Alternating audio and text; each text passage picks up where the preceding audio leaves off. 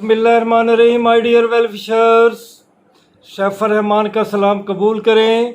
मैं आपके सामने कुछ नई बातें, कुछ पुरानी बातें, कुछ अफवाहों की तरदीद और कुछ लोगों को मुबारकबाद। तो माय डियर वेल विशर्स, सबसे पहले बायोलॉजी फ़ीमेल को मुबारकबाद हो कि तमाम की तमाम सीटें क्लेम हो गई। जितनी भी सीटें थी 79 उन पे लोग कामयाब हो गए रिटन टेस्ट में और 405 लोगों को बुलाया गया है। इसका मतलब है कि रिज़ल्ट जो है अच्छा रहा और मेरिट भी 55 के करीब गया। तो माय डियर वेल विशर, अब आपको और मेहनत करना है इंटरव्यू के लिए। मैं बारहा बताता रहता हूँ कि ड्रेस कोड का ख्याल रखना है, अपनी एंट्री का ख्याल रखना है, आपने कॉन्फिडेंस का ख्याल रखना है, आपने तैयारी करनी है, उससे भी ज़्यादा करनी है जितनी रिटन टेस्ट में की। इसके अलावा आपने जीके की भी तैयारी करनी है। आपने अपने इंट्रोडक्शन की भी तैयारी करनी है और आपको कमांड इन सब्जेक्ट होगी तो आपका कॉन्फिडेंस बला का होगा और ये कॉन्फिडेंस चाहिए इंटरव्यू के वक्त अगर आप कामयाब होना चाहते हैं। तो माय डियर वेल विशर, एक दफ़ा फिर मुबारकबाद। दूसरा, मेरे वेल विशर बहुत सारे जिनमें इमरान साहब भी शामिल हैं, मोहम्मद इमरान, वो कह रहे थे कि ये एजुकेटर के रिज़ल्ट जो है एजुकेटर की जो भर्ती है, जो रिक्रूटमेंट है वो डिले हो रही है।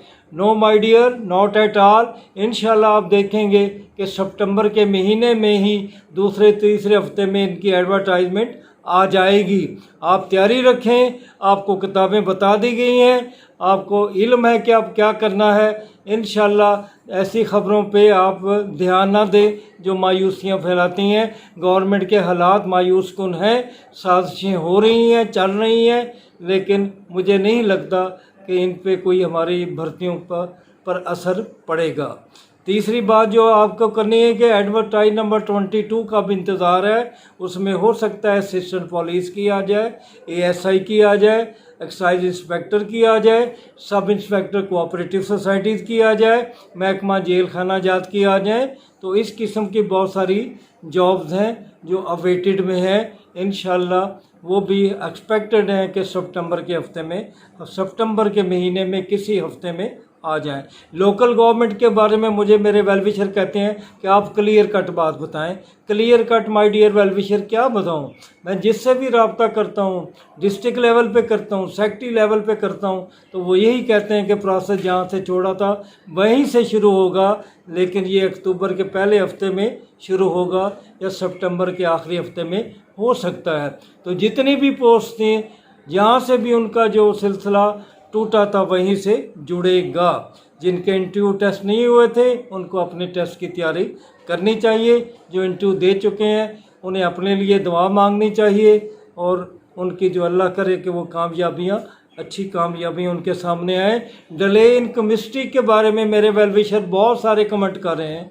माय डियर वेलविशर, मैं वीडियो के ज़रिए भी रिक्वेस्ट करता रहा हूँ पंजाब गवर्नमेंट को, चेयरमैन PPSC को करता रहा हूँ कि 1 महीना कम से कम दें। फ्लड में बहुत सारे घर उजड़ गए, बहुत सारे लोग बेघर हो गए। अब इम्तिहान की तैयारी भी कोई चीज़ होती है, ये नहीं कि बंदा टूटे फूटे मकान से भूखा और जिस हालत में वो निकले और आके पेपर दे दे। तो असल चीज़ तो उनको तैयारी करना है, तो वो माहौल अभी उन्हें मैसर नहीं आ रहा। तो उनके लिए कुछ करें, उनको 1 महीना दें, अक्टूबर की 15 तारीख तक ले जाएं और इसी तरह फिज़िक्स को अक्टूबर के तीसरे हफ्ते में ले जाएं। तो वेल विशर आपको बहुत सारी दुआएं देंगे। मेरे माय डियर वेल विशर ने कहा है कि हमने भी एप्लीकेशन दी है, हमने भी ईमेल किया हुआ है, अगर ऐसी बात है तो इंशाल्लाह अच्छे रिज़ल्ट आएंगे। तो गो के इम्तिहान की डेट करीब आ रही है, लेकिन फिर भी इंशाल्लाह रिज़ल्ट आएंगे। PMS के बारे में बता दूं कि जो मेरी ख़बरें हैं मेरे बहुत ही करीबी दोस्तों की हैं जो कि इस PMS में इन्वॉल्व हैं पूरी तरह से।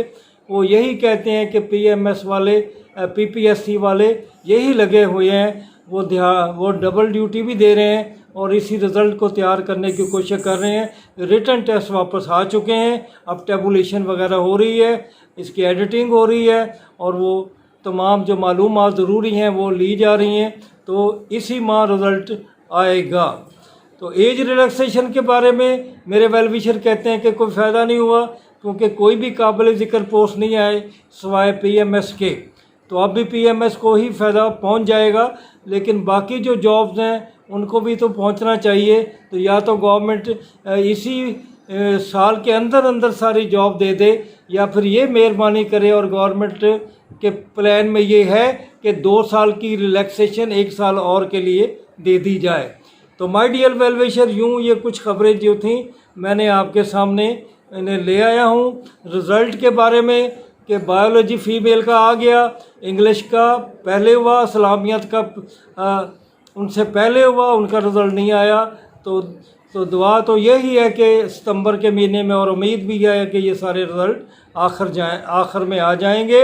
आज ये जो मैंने पोस्ट पढ़ी है या मैंने रीडिंग की है, हज़रत वासफ़ अली वासफ़ के हवाले से मैंने रीडिंग की है।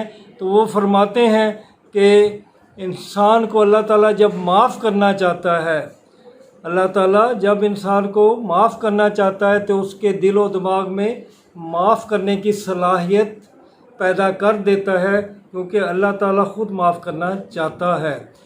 हम सुबह शाम नमाज़ों में अपनी माफ़ी की दुआएं तो मांगते हैं, लेकिन अफसोस कि हम अपने करीब तरीन अजीज़ों को, हमारे अपने बहन भाइयों को, हम अपने बच्चों को, अपने दोस्तों को माफ़ करने को तैयार नहीं है।